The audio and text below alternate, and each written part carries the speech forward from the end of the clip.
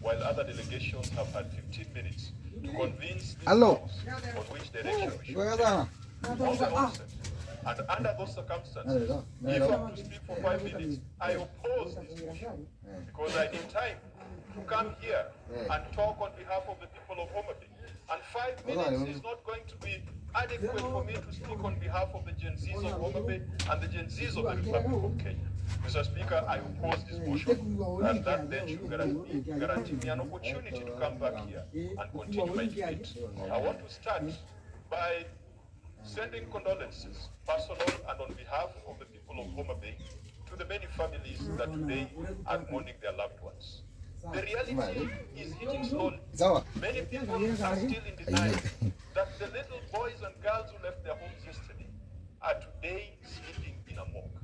Mr. Speaker, even if it was you, with a teenage or a grown son, 21-year-old or 20-year-old, you had breakfast with him in the morning. You told him about the kind of things that you expect and wish for this nation.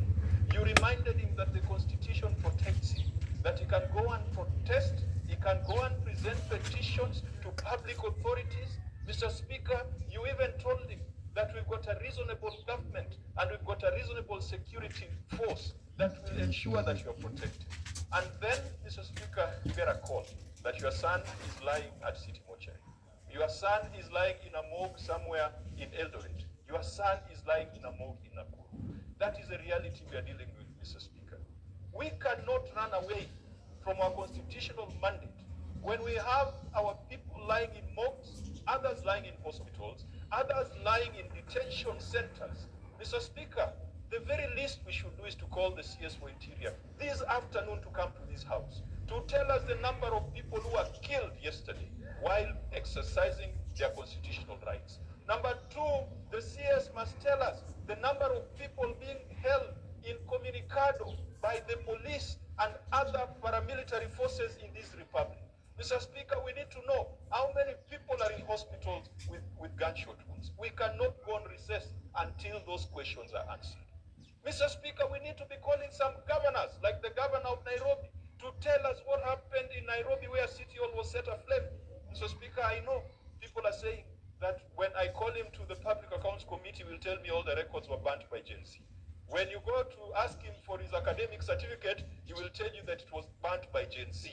We need to put a stop to this nonsense, Mr. Speaker. We cannot go on recess until these issues are resolved. Mr. Speaker, we must put a stop to the arrogance that we are seeing in the ruling class of this country.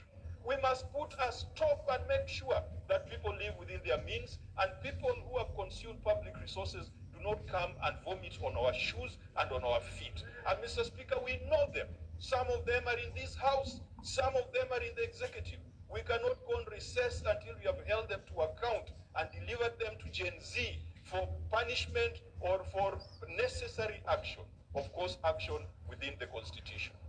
Mr. Speaker, why do we want to run away from our duty when Parliament sits even when a country is at war? Is it because we don't have lunch? If we don't have lunch, Senator Hamida has always provided meals for us. Is it because we have got broken windows? Mr. Speaker, we cannot lament about broken windows when we have broken limbs and people out there. And we should also stop this blame of Gen Zs. Mr. Speaker, look at our curriculum. What have these children or these adults, new adults, been fed on in the school curriculum? These are the products of the free primary education of Mwai Kibaki and Raila Odinga.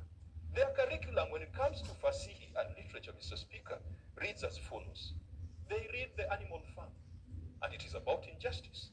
They read Kidagaa Kimemwozea.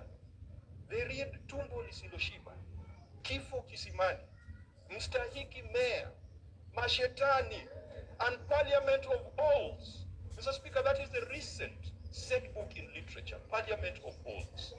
And then you blame Gen Zs for coming to this parliament, a parliament of alls, a parliament of sellouts, a parliament of turncoats, a parliament that is completely insensitive to them. We are the ones who have fed them this kind of literature, and we are reaping what we sowed at this moment. Mr. Speaker, we cannot go on recess until the president apologizes to the youth of this country. Since when did the hustlers become mutinious? Since when did our hustlers and children become wankers. Mr. Speaker, since when did our Gen Zs, our children, become saboteurs? Since when did they connive to commit treason? Mr. Speaker, the youth and the public and the nation deserves an apology, not the intransigent posture that we saw from President Ruto yesterday. And leadership, Mr. Speaker, sometimes we need to go back to the Bible. Look at the book of Exodus and how God hardened the heart of Pharaoh. Not once, not twice, not thrice, but almost 5 times. But eventually God was trying to teach Pharaoh a lesson. Pharaoh William Ruto, God is teaching you a lesson. You have hardened your heart. Your children are in mocks. They are in hospitals. You are calling them criminals. You are calling them saboteurs. Mr. Speaker, even in the hardest of circumstances, God will rescue his people. And God will rescue his children. God will rescue this nation from the clutches of people who do not care about those who put them in office. They care about state dinners in foreign lands. They do not care about the welfare of the people that they're supposed to represent.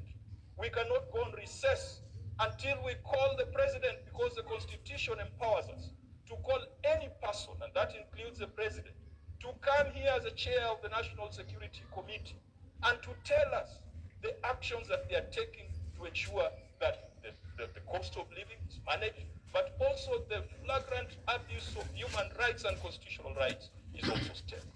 Mr. Speaker, we cannot go on recess until the legal committee carries out an inquiry on the circumstances that led to the mess of yesterday. Until the trade committee talks to small-scale traders in Tomboya and Ronald Ngala and find out the extent of losses yesterday. Until the finance committee makes a strong case for Senate to consider the finance because it has provisions that relate to county governments. Until this House takes a resolution on the basis of Senator Mtata's letter that Parliament means Senate and the National Assembly, and the Senate must be involved in provision of budgets for constitutional offices and independent offices as per Article 249 of the Constitution. Mr. Speaker, if we went on recess until that date in July, all these things are going to happen, all these things are going to pass, and by the time we come back, it will be water under the bridge. We cannot go on recess until the Cohesion Committee calls all relevant stakeholders to have a conversation on the intergenerational conflict and the intergenerational divide that we are seeing emerging. Mr. Speaker, we cannot go on recess until we are told that the Commission spent 3.2 billion on an advanced security solution. It was tested yesterday. Does it work? We are not going on recess, Mr. Speaker, until we get answers to these questions. Mr. Speaker, we are not going on recess until our friends, brothers and sisters on the other political divide approach their political leader to tell him, as Pharaoh was also cancelled by his counselors, but God has designed that his heart should remain hardened. Please, our colleagues, Senator Cherargei, Senator Leleku, you've got the ear and access to the president. What benefit do you get by leading a dead nation, by leading an injured nation, by leading a sick nation, by leading an unhappy nation? Whose happiness is more important? Is it Joe Biden or is it the people of Kenya? President Ruto, we expect you to climb down, and we expect you to respond to the concerns of Kenyans. We expect you to talk to your children. We expect you to provide leadership. If that does not happen, Mr. Speaker, the Gen Zs have shown us yesterday what they're capable of doing. Revolutions start like that. If you look and if you read A Tale of Two Cities, which is Charles Dickens' account of the French Revolution, revolution starts like it did yesterday. Do we want a revolution in Kenya?